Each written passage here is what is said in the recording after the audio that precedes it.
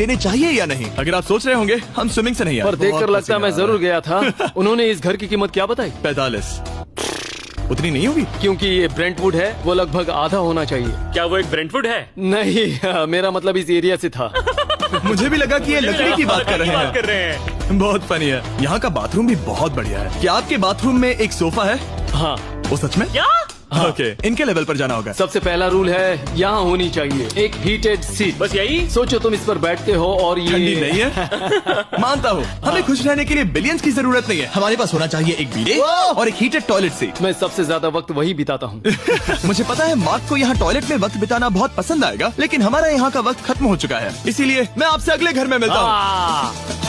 अगला वाला जो घर है उसका प्राइस पॉइंट मेरा सबसे फेवरेट नंबर है। और अब हम आ गए हैं $69 मिलियन वाले मैंशन में, जो बिल्कुल एक विलन का घर लगता है। हाँ, बिल्कुल वैसा ही दिखता है। ये तुम्हारे घर से कितना अलग है मिरांडा? ये मेरे घर से तो बहुत ही ज्यादा ये बड़ा सच नहीं हो सकता। तुम्हारा एड्रेस क्या है?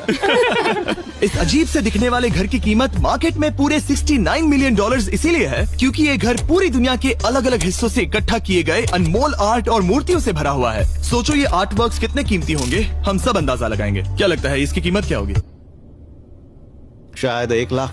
क्या कहती हो मिरांडा? 80,000 के करीब। ओ, इसके घर में भी ऐसा है क्या? हाँ, मेरे घर भी सेम है। इनकी असली कीमत सिर्फ आपको पता है। और रुको, इसे गेस करने में मजा आएगा। मेरा अंदाजा है $1 मिलियन, क्योंकि इसे सीढ़ियों के पास लगाया गया है। तो $4.5 लाख। सटीक एकदम जवाब। इतनी ही कीमत है। $30 मिलियन वाले घर में था एक वाटर पार्क, सैकड़ों कार्स, और इस घर में है बस एक आर्ट वर्क। ये लाल रंग वाली कोई चीज। यहाँ पर जो कमरा है, हमने उनसे 30 बार वादा किया था कि हम कुछ भी नहीं छुएंगे। चलो कोई चलते कुछ हैं। भी नहीं करना छुएगा। है। आखिर ये है क्या?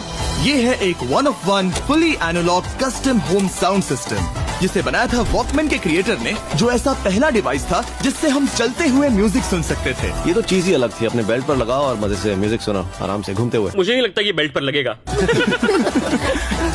चलो अब स्काई वॉक की तरफ चलते हैं। मैं बहुत एक्साइटेड हूँ। और एक वजह है कि इस घर को इतना अजीब बनाया गया है, जैसे कि कहीं भी जाने के लिए स्काई वॉक से होकर जाना पड़ता है, क्योंकि इस घर को एक असली सुनामी की ताकत का सामना करने के लिए सावधानी पूर्वक बनाया गया है। हमें मानना होगा कि ये कमाल की बात है। वाह। हम टकराने से पहले ही सुनामी को देखकर उसे रोक सकते हैं।